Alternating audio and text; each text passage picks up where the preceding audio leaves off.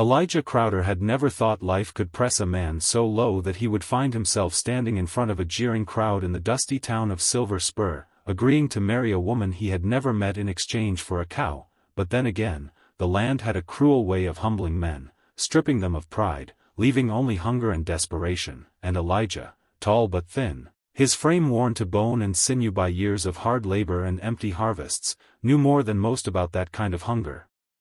For he had seen his herd shrink to almost nothing, watched his horse limp to death the winter before, and had endured night after night of chewing beans with no salt, staring at the roof of a house that leaked whenever it rained, and wondering if maybe his father had been wrong to cling to this patch of unforgiving land, if maybe the Crowder name was destined to sink into the dust like so many others who had come west dreaming of fortune and instead found only graves. But Elijah had never been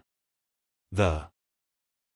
sort to quit, though pride alone could not fill a man's stomach, and so that morning he had come to town, boots scuffed, hat low, mule tied to the post, determined to trade whatever he had left for at least one cow that might give him milk, some measure of dignity, something alive to care for on that barren spread of his. And the cattle dealer, a greasy man with a beard like a thicket, had leaned back in his chair, smirking at Elijah's desperation, and after mocking his offer, he had delivered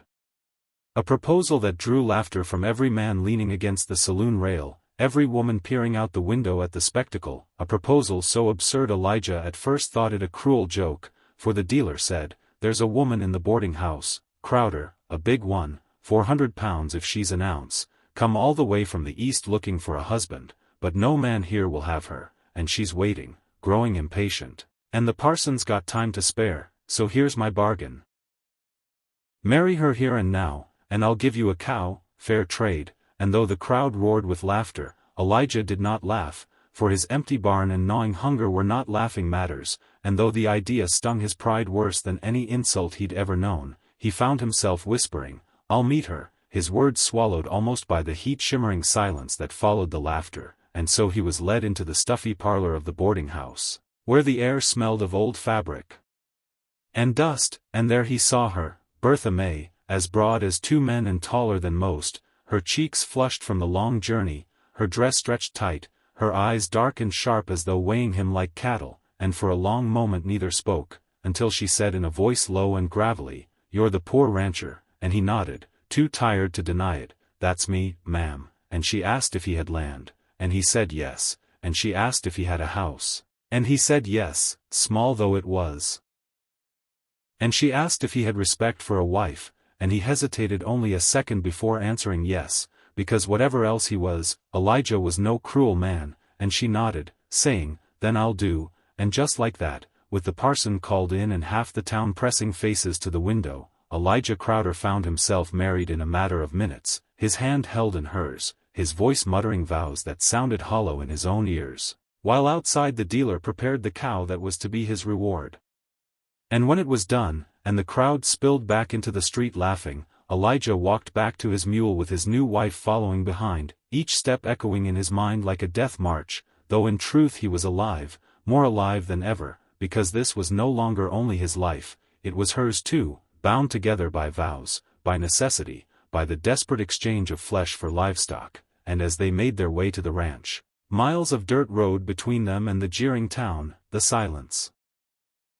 was heavy, broken only by the lowing of the cow and the creak of the mule's reins, and Elijah wondered what she thought of him, this thin, worn rancher with nothing to offer but land too stubborn to grow grass, and he wondered what sort of woman agreed to such a bargain, what kind of life she had fled from back east, what loneliness had driven her to this dusty corner of New Mexico, and though he longed to ask, he kept his tongue, for something in her eyes warned him that she was not one to